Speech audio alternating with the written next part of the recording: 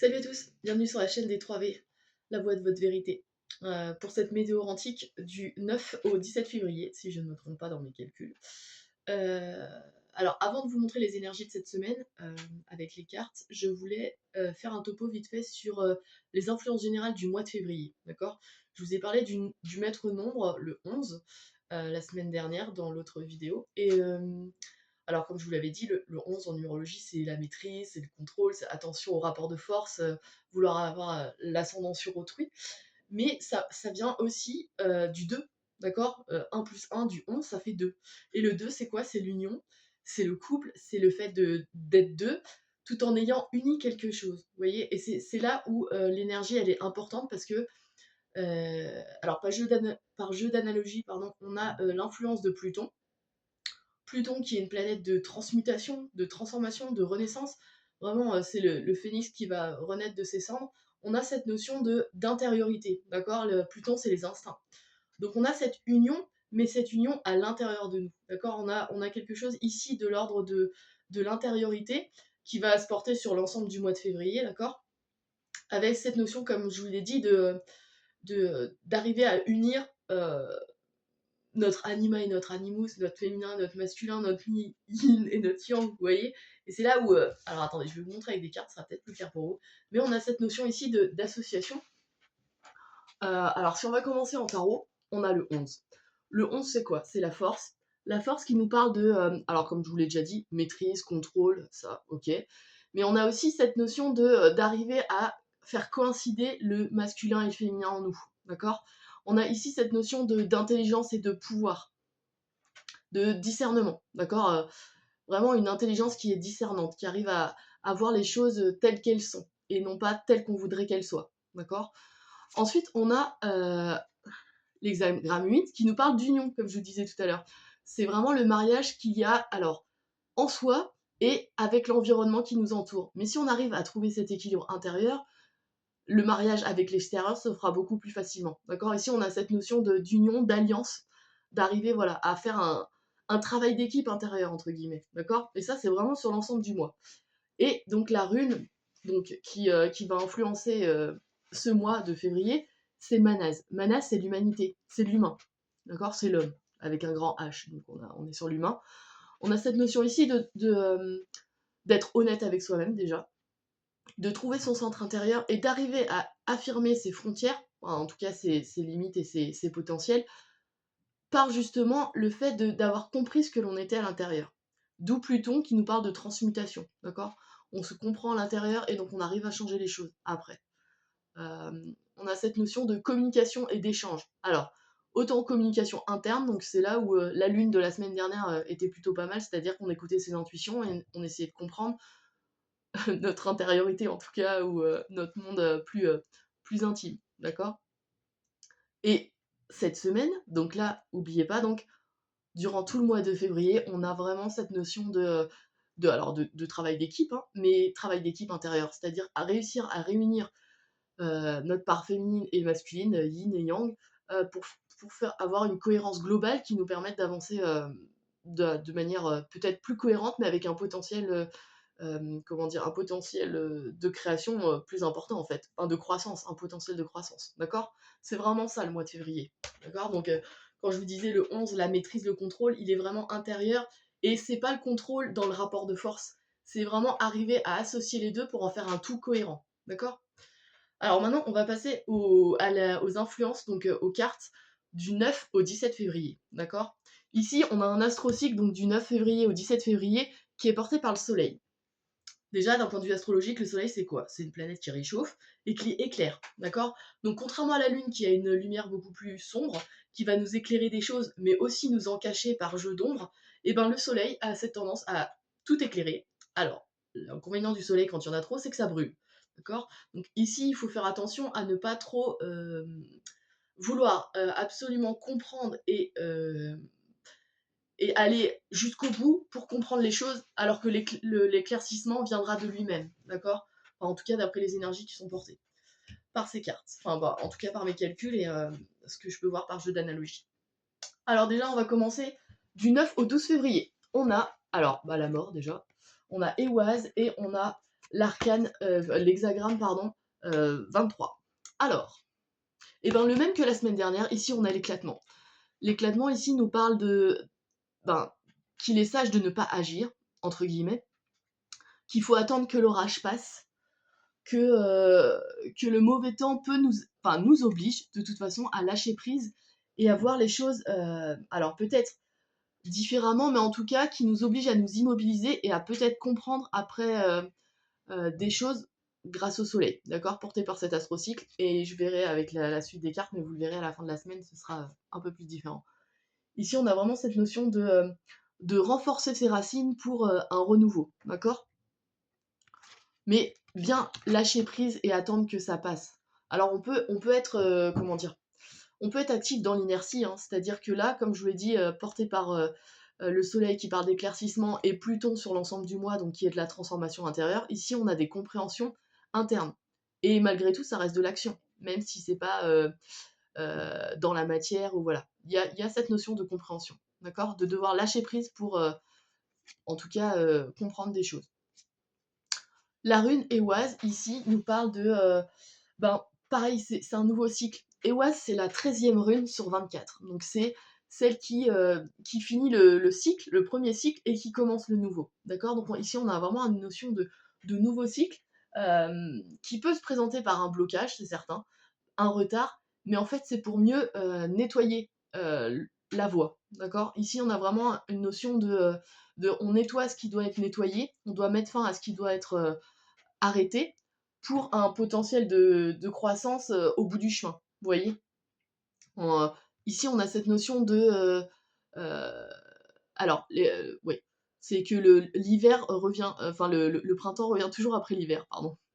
Et c'est ça en fait, c'est euh, que on est toujours là, on est pareil, on est comme la semaine dernière dans une période de transition entre guillemets, mais avec quelque chose qui bouge malgré tout ici. On laisse les choses, on doit laisser mourir ce qui n'est plus nécessaire, d'accord.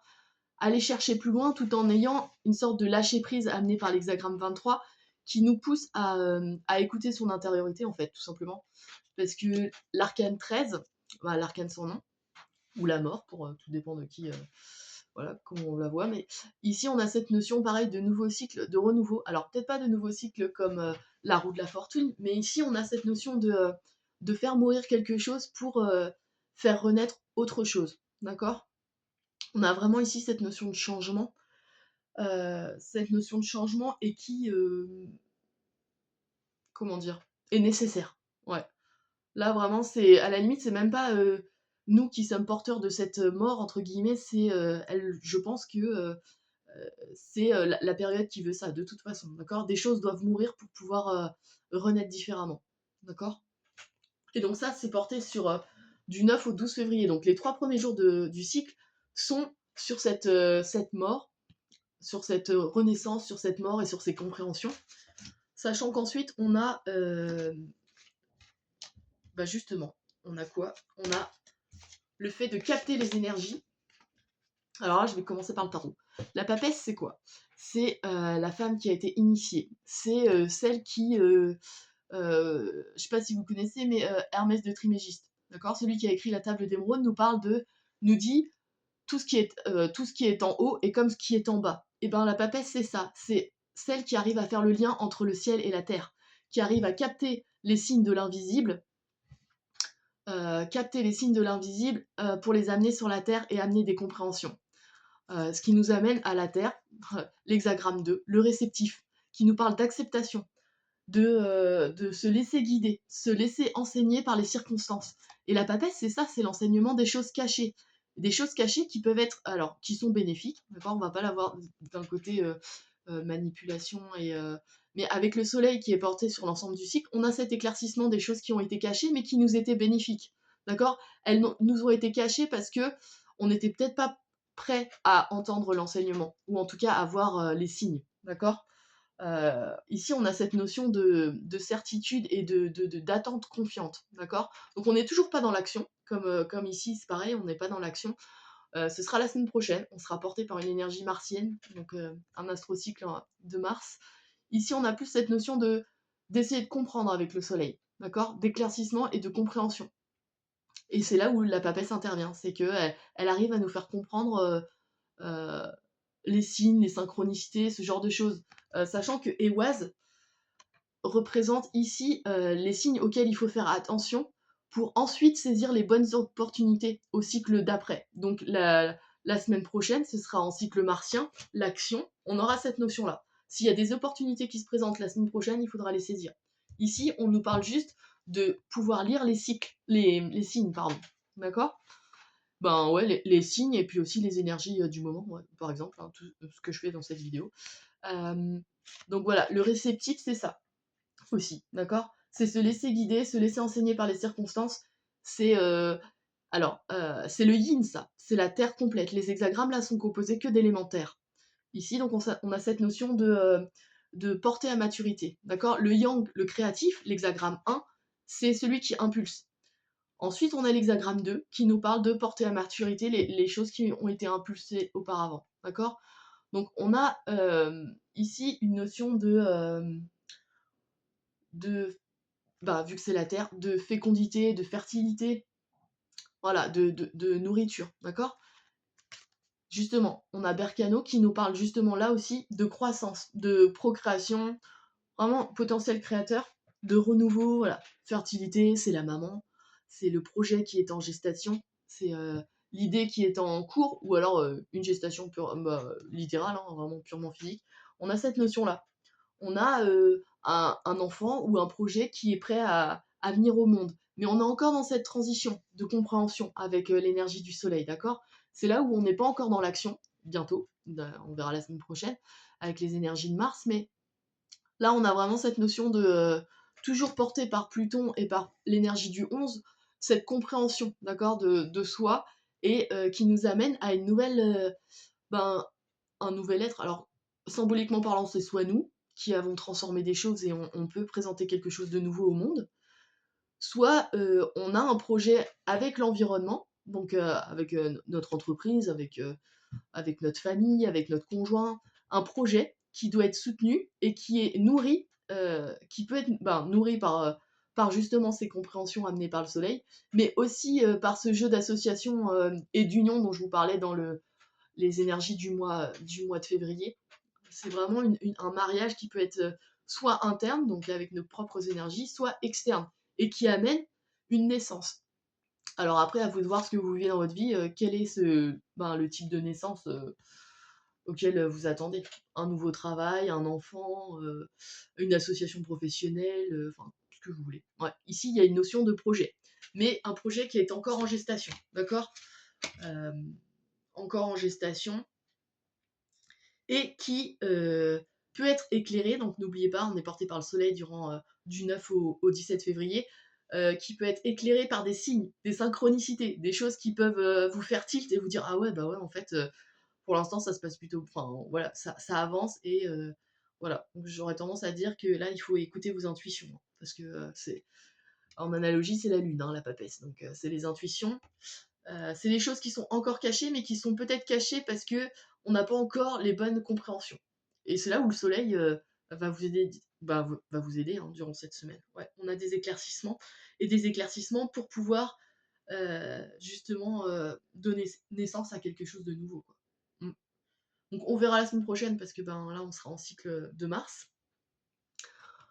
Mais voilà, si je devais résumer, ça serait ça. C'est que là, il y a de l'inertie au début de la semaine, donc du 9 au 12 février. On a vraiment cette notion de lâcher prise, alors de transformer des choses, mais en fait, je pense qu'elles vont se transformer d'elles-mêmes parce que nous, on aura été obligés de s'arrêter et de comprendre les choses, enfin de capter les messages subliminaux de l'univers, entre guillemets, pour ceux qui sont plus ou moins ouverts à ce genre de signes. Euh, et ensuite, on a une idée qui germe, en tout cas quelque chose qui va arriver peut-être à maturité, mais qui sera mis dans la matière la semaine prochaine, plus principalement. Ouais. On a vraiment cette notion pareil, de suivre les signes, d'écouter donc voilà ce que l'univers pour nous envoyer comme signe, et ouais, d'être réceptif. Mm. Ouais, ouais, la réception. Hexagramme 2, c'est vraiment la réception. Mais avant d'être réceptif, il faut nettoyer le chemin, faire mourir des choses. L'éclatement, C'est on lâche prise, on est dans l'inertie, et là on nous dit, il y a des choses qui sont à laisser, d'accord? Donc voilà, il y a du nettoyage à faire avant de laisser place à un nouveau projet. Ouais. Tout en écoutant justement les signes que nous envoie l'univers. Ou en tout cas, ce que notre environnement, pour ceux qui sont un peu plus rationnels et cartésiens, ce que l'environnement nous amène, d'accord? Et essayer d'en retirer un apprentissage, une leçon. Ouais. Voilà pour ce, pour ce mois de février et donc pour la période du 9 au 17 février. N'hésitez pas à liker, à partager et à vous abonner si ce n'est pas déjà fait. Et si ça vous intéresse, bien sûr. Et puis, n'oubliez pas votre lumière intérieure. C'est vraiment le plus important. Là, le 2 février, c'était la fête des lumières. Et, et c'est important. Ouais. N'oubliez pas votre lumière.